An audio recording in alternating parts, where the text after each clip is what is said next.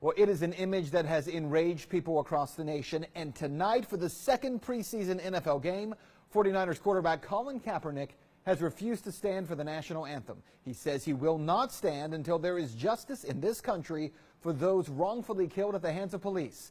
Tonight, we take a look at the bizarre history of the anthem and why outrage may be pointed in the wrong direction. This is a reality check you won't see anywhere else. When there's significant change, and I feel like that flag represents what it's supposed to represent, and this country is representing people the way that it's supposed to, I'll stand. Well, that was San Francisco 49ers quarterback Colin Kaepernick explaining why he says he will not stand for the national anthem. The internet, as you know by now, has exploded over the decision to sit, including fans setting fire to Kaepernick's jersey. But interestingly, Kaepernick won't stand for an anthem that, as it turns out, celebrates the death of slaves. And I'm willing to bet you had no idea about this, because the only part of the story that we sing is the first verse. And yet, if you keep singing, the Star-Spangled Banner says much more than you might think. Let's start here, because the Star-Spangled Banner came to be during the War of 1812. It was written by Francis Scott Key. The War of 1812 was a war in which the United States attempted to take Canada from the British Empire. But the U.S. underestimated the British, who were able to overrun Washington, D.C. The banner itself, it was written in 1814 about the Battle of Fort McHenry in Baltimore. But as explained in an article by The Intercept, one of the missing parts of history is that part of the reason the British have been so successful during that war was their active recruitment of American slaves.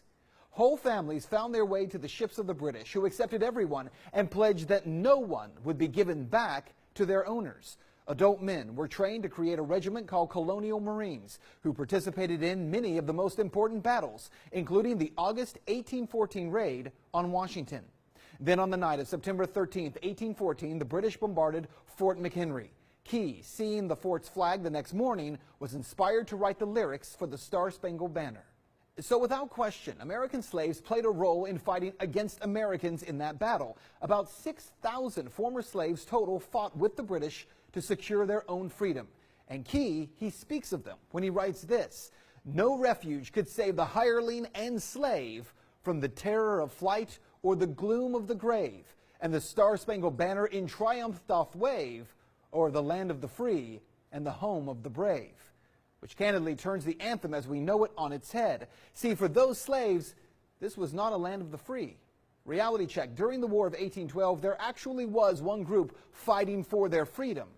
And the Star-Spangled Banner celebrates America's triumph over them. There's a lot of things that need to change. One specifically is police brutality.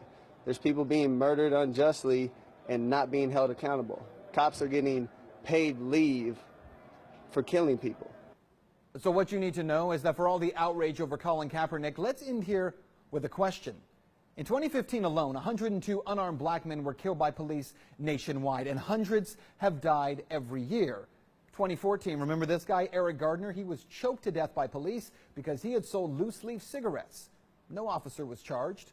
12-year-old Tamir writes in 2014, he was shot to death within 2 seconds of officers arriving on the scene while holding a toy gun on a playground in Cleveland.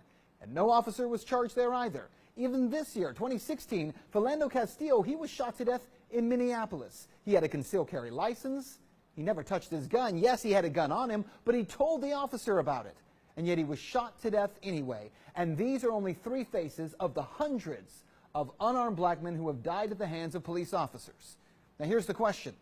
If you feel outrage when you see this picture of Kaepernick sitting down, and yet you do not feel any outrage when you see these images, well, quite candidly, isn't that part of the problem? That's Reality Check. Let's talk about that tonight on Twitter.